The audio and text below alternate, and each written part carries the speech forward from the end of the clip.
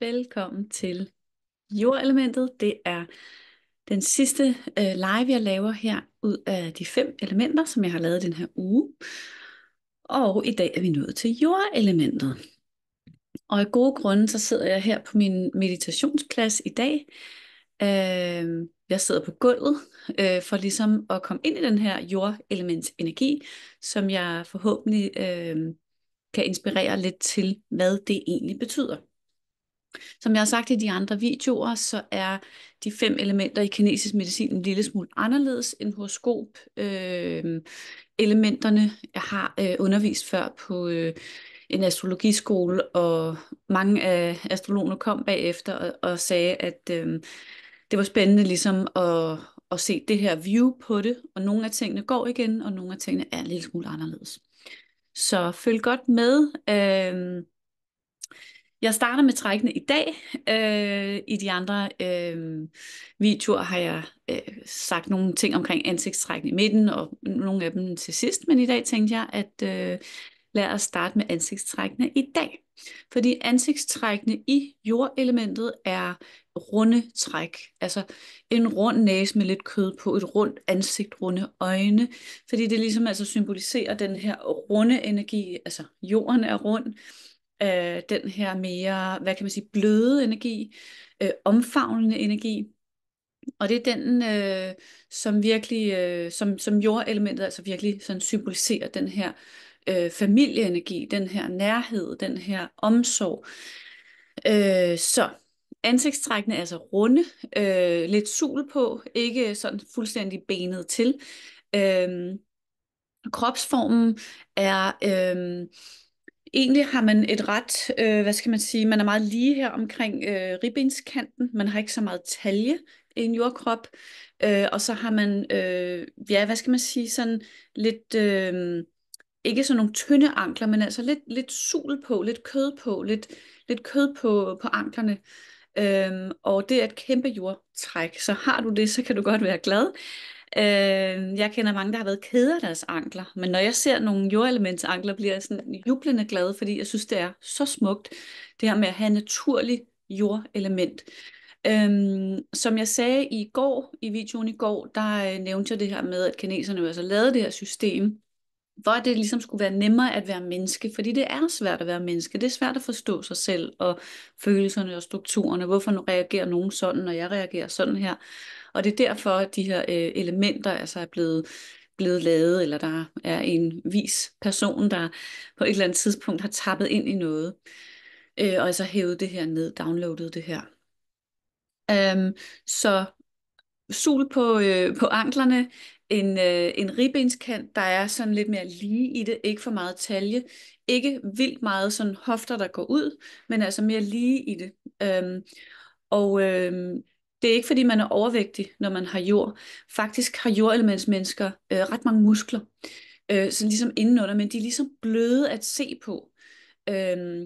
Så hvis man kigger på for eksempel babyer, de har rigtig meget jord, helt naturligt. Og oftest er de også lidt choppy, altså det er noget lækkert kød, man har ligesom lyst til at røre, det er, sådan, det er dejligt at røre ved det her. Og det er ligesom fast, noget fast kød, hvis man kan sige det sådan. Og det er sådan en rigtig naturlig jordelement. Så kan man jo mærke efter på sin egen krop, eller kigge efter på de mennesker, man har i sit liv, om hvordan kropsformen ser ud. Og det er lige meget, om man er mand eller kvinde. Det er den her kropsform, hvor man naturligt vibrerer meget i det her element. Det vil sige, at man har det naturligt med sig. Dejligt at se dig, så mange der hopper på. Sig hej, som I hopper på. Send en emoji. Og hvis du ser replay, må du meget gerne hashtag replay, så jeg ved, at du har set videoen. Vi er i gang med at tale om jordelementet for jer, der lige hopper på i de kinesiske 5 elementer. Ansigtstrækkene har jeg lige forklaret, hvordan de ser ud. Der er et ansigtstræk, vi kigger på. Hallo Brudskår, dejligt at se dig. Hej Lassen Akupunktur, dejligt at se dig. Et af de træk, vi kigger på, når vi kigger på jordelement, for at se på et menneske, om de naturligt har jordelement, jamen så kigger man på læberne. Har man store fyldige læber, så har man meget jordelement. Læberne symboliserer nydelse. Det er jo også her, vi ligesom putter mad ind i munden og nyder noget. Så store læber, ergo meget jordelement. Jo større læber du har, jo mere sådan serviceagtige, kropslige har du energi at give af. Og det er jo egentlig ret sjovt, fordi det er jo et skønhedsideal, det her med at have store læber. Det er et skønhedsideal, så der er jo masser af mennesker, der får Botox i læberne for at få større læber, fordi det er et skønhedsideal. Det vil sige, ubevidst er det noget, vi et eller andet sted godt ved, at det er smukt, det er godt at have meget jordelement. Fordi når man har meget jordelement, så har man ikke, hvad skal jeg sige, det er ligesom nemmere at være menneske. Man har nemmere ved at nyde ting, ved at nyde det at være menneske.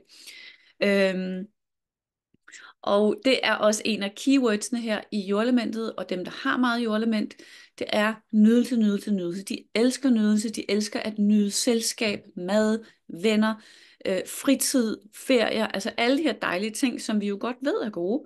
Men det er altså meget jordelementsagtigt, altså at ligesom være god til at nyde det her. Som jeg talte om i går i metalelementet, vi der har metalelement er ikke særlig gode til at holde pauser.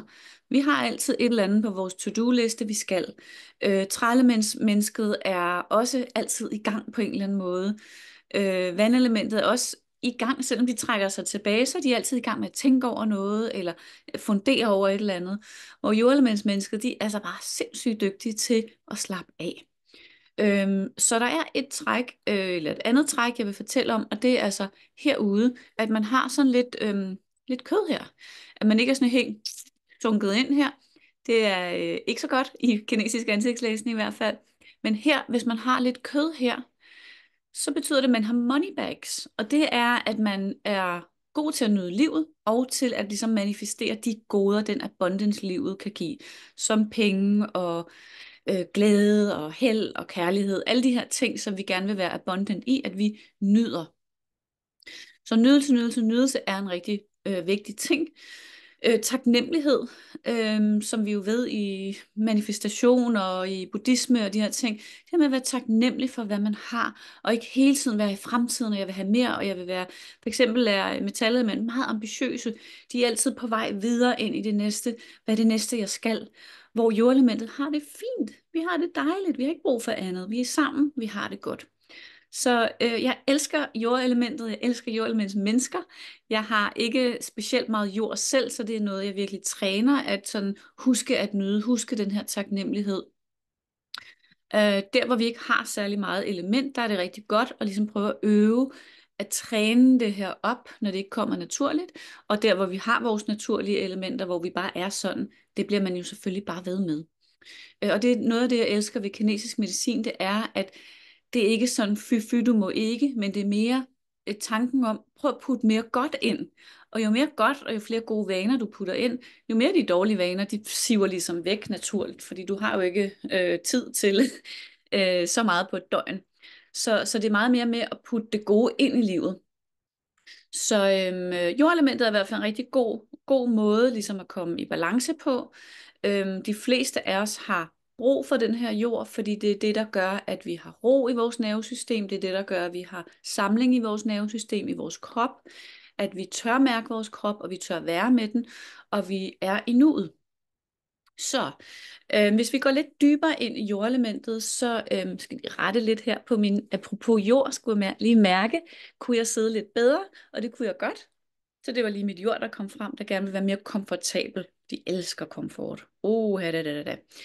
Så når en jordelementsperson skal købe en sofa eller købe en bil, og Karoline sender en emoji, og du har noget dejligt jord jo, så det er jo så dejligt, at du sidder her sammen med os her, eller med mig her. Men når en jordementsperson skal købe en bil, eller en sofa, eller et eller andet nyt, så er det meget det her med, er det komfortabelt? Altså er det rart at være i? Er den blød? Er det rart? Er der komfort? Og det er sådan en ting, de går meget op i, at det skal ligesom være hyggeligt, det skal være rart, det skal være komfortabelt. Hvor for eksempel metalelementet, de går meget mere op i æstetikken. Det behøver ikke være så behageligt. Det skal bare være sådan, hvis det er æstetisk flot, jamen så er det sådan virkelig sådan, hvor dejligt, ikke?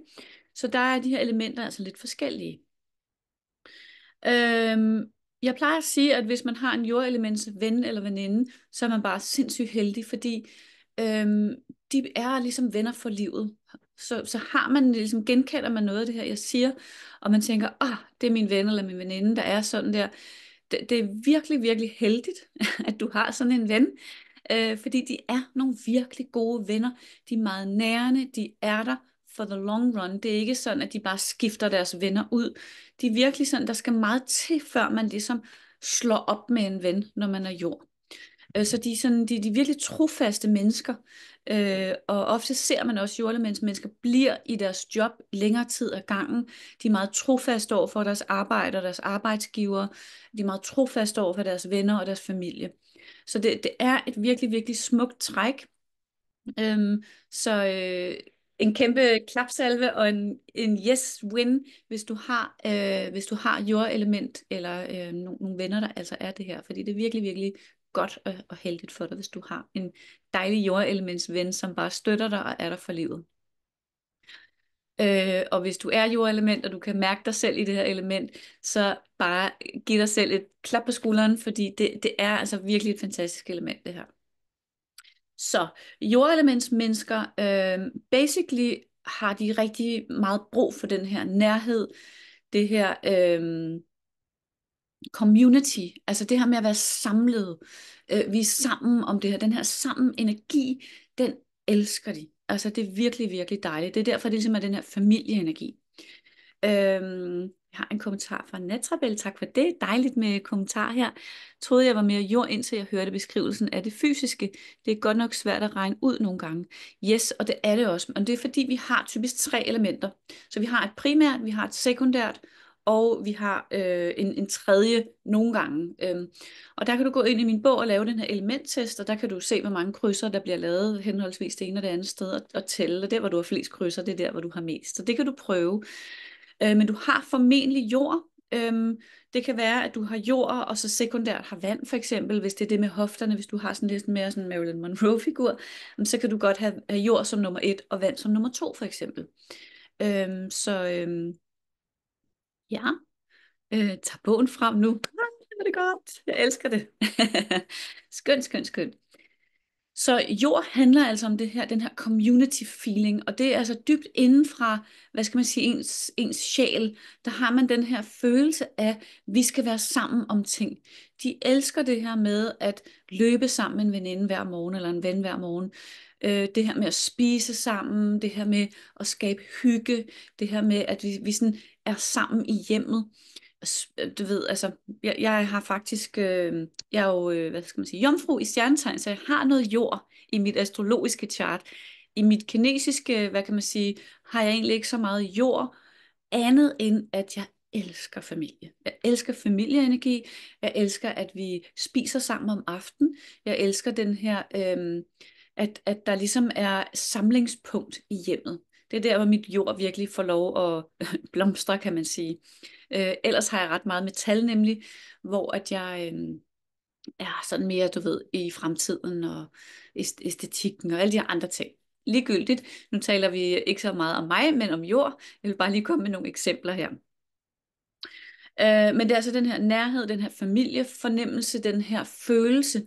Og det kan være en dyb sorg, hvis man har meget jordelement, og man ønsker børn, men ikke har dem. Det kan faktisk være en dyb sorg, fordi man ligesom gerne vil have den her følelse af familie. Og hvis du har det sådan, så kan du eventuelt ligesom anse din vennegruppe, dit arbejde, altså dem omkring dig, som familie. Sådan så du tapper ind i familieenergien på andre måder, end sådan den her basismåde, vi tænker på. Ikke? Så det handler virkelig om den her community feeling, den her følelse af at være sammen, at være tæt. Jordelementsmennesker har ikke så meget brug for så meget plads altid. De kan godt lide at være tæt.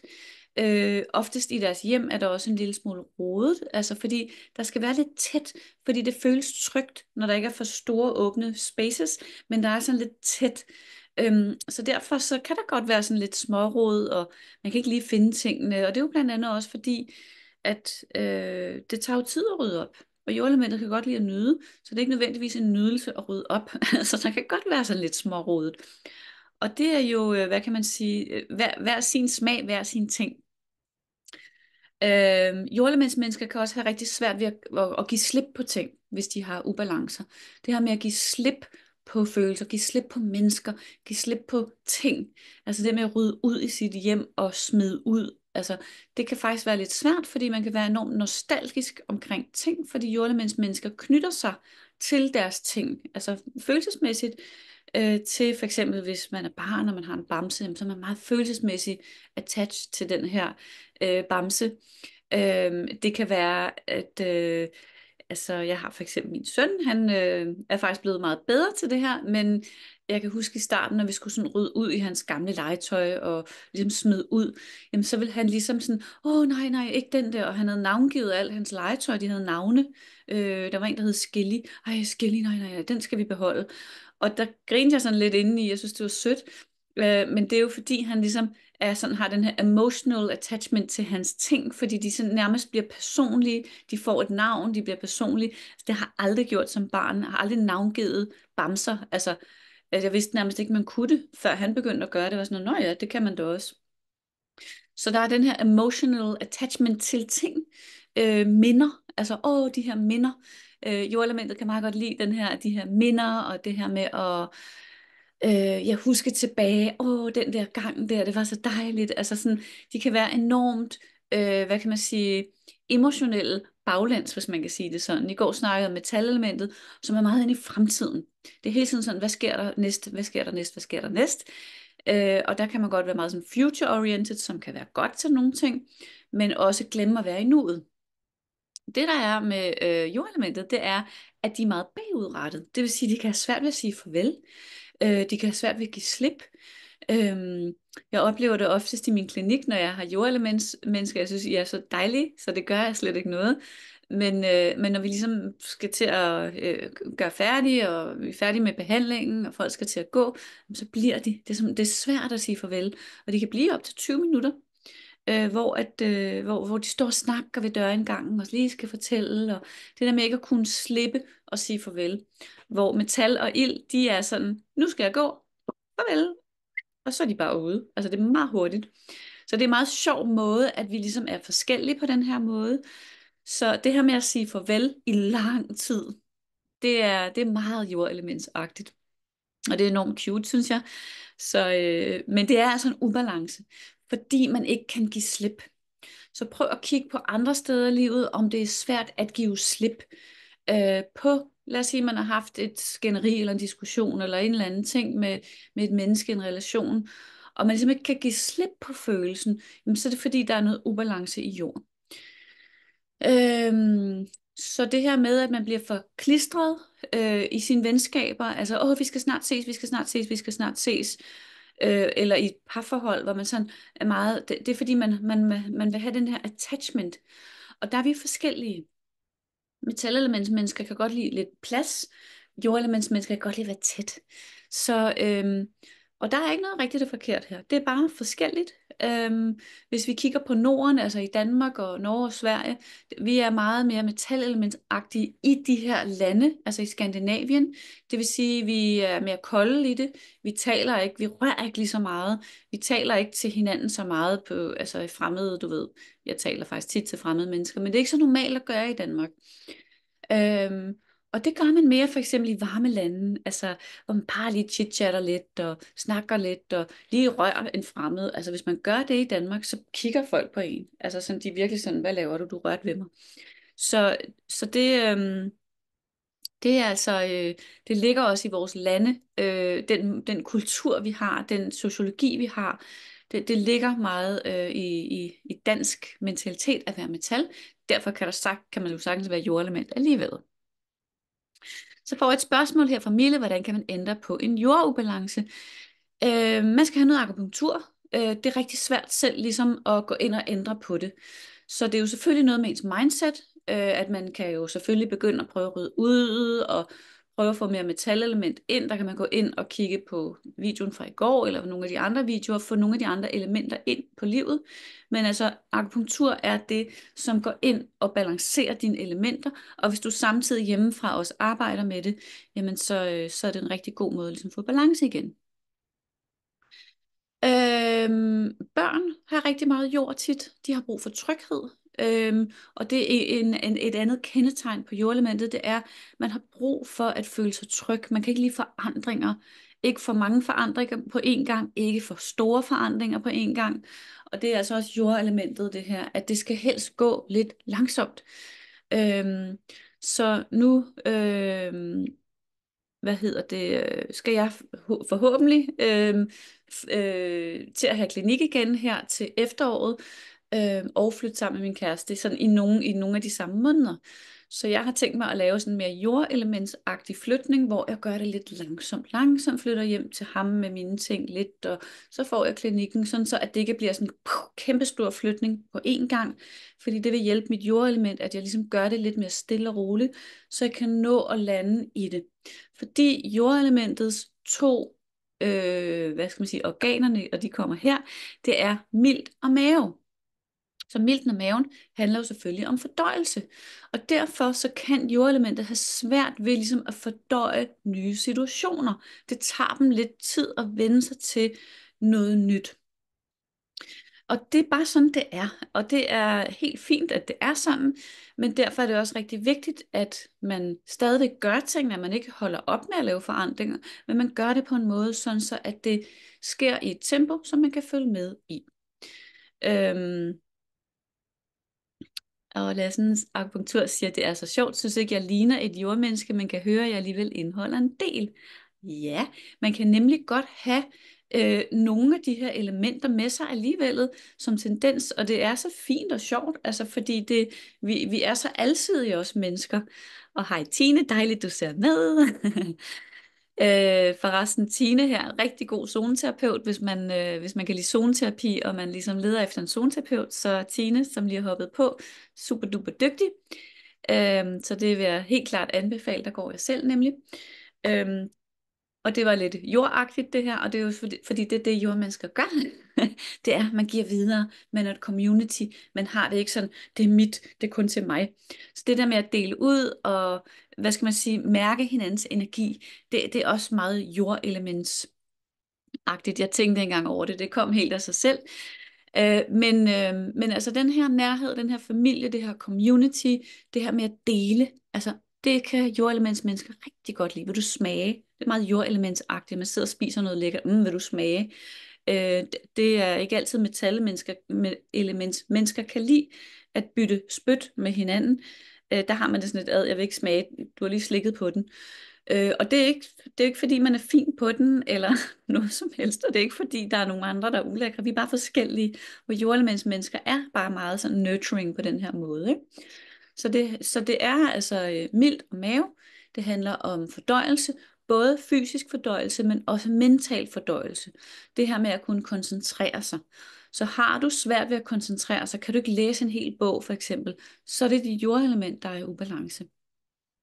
Det her med at kunne læse en bog og fordøje den, og udtrække den essens, den her bog altså har med sig, det er den spirit, der bor i jordelementet, hedder Yi, og det er altså den her evne til at kunne trække en essens ud.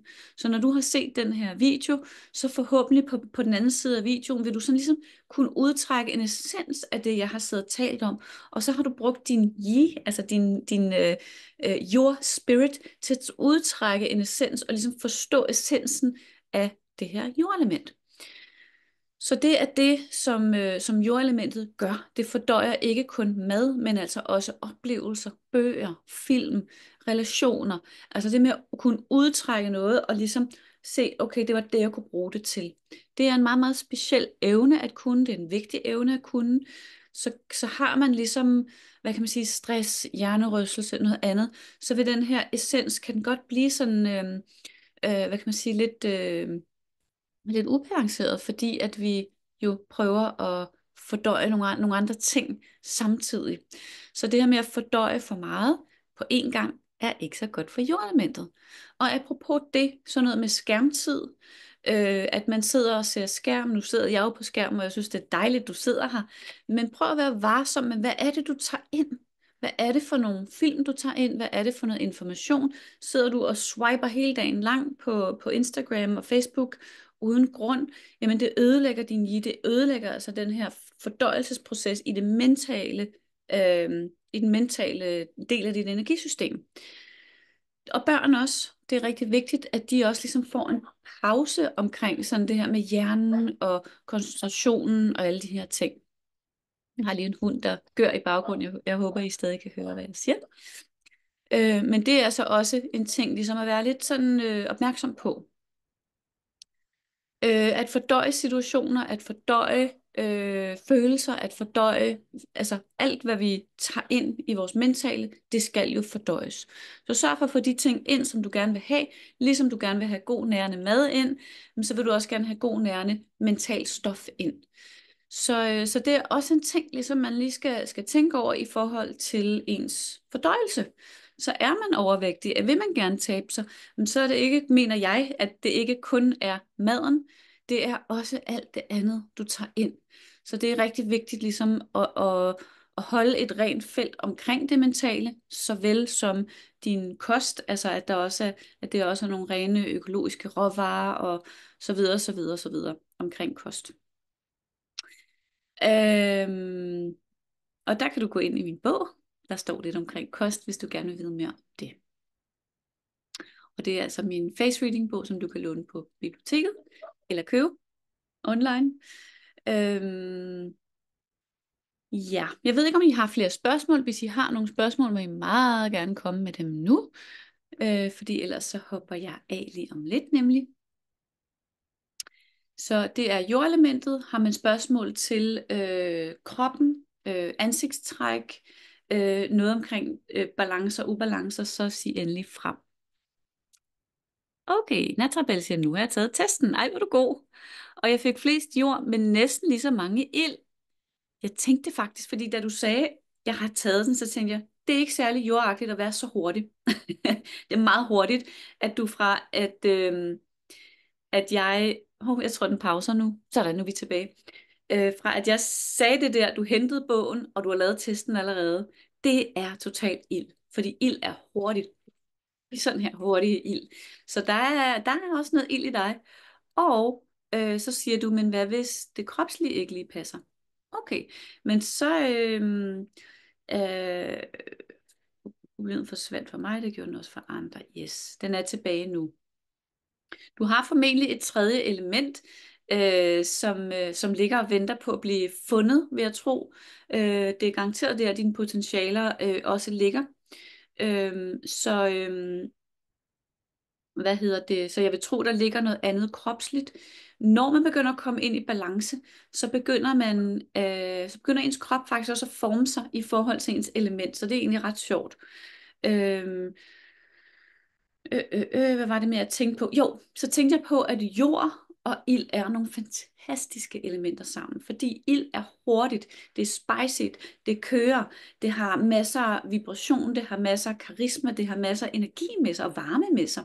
Jord kan godt blive lidt skvatten, det kan godt blive sådan lidt ladt. Nogle gange kan man høre på jordelementsmennesker, den måde de går, de slæber fødderne. Altså deres sko bliver oftest slidte på undersiden af fodsålen, fordi de slæber fødderne.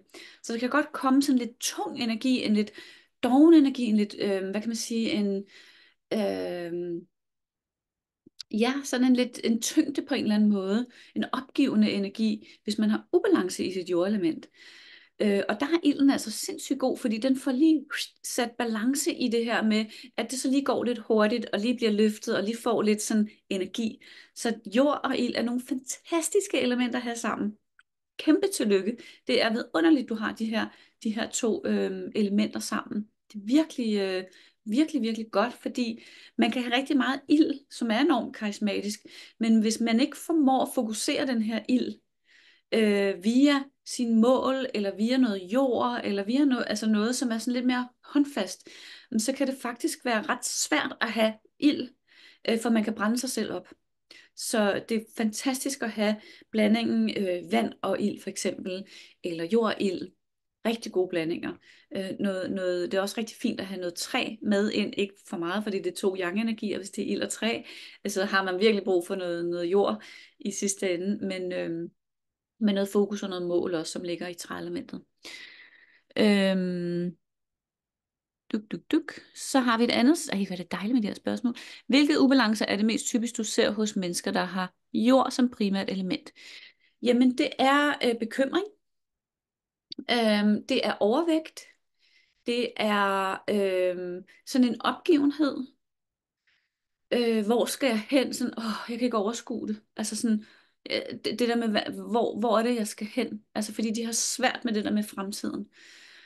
Så det er nogle af ubalancerne, jeg ser, og det jeg plejer at gøre, det er at prøve at balancere enten noget ild eller noget metal ind i det her, sådan, så der kommer noget mere sådan retning på, noget mere optimisme på.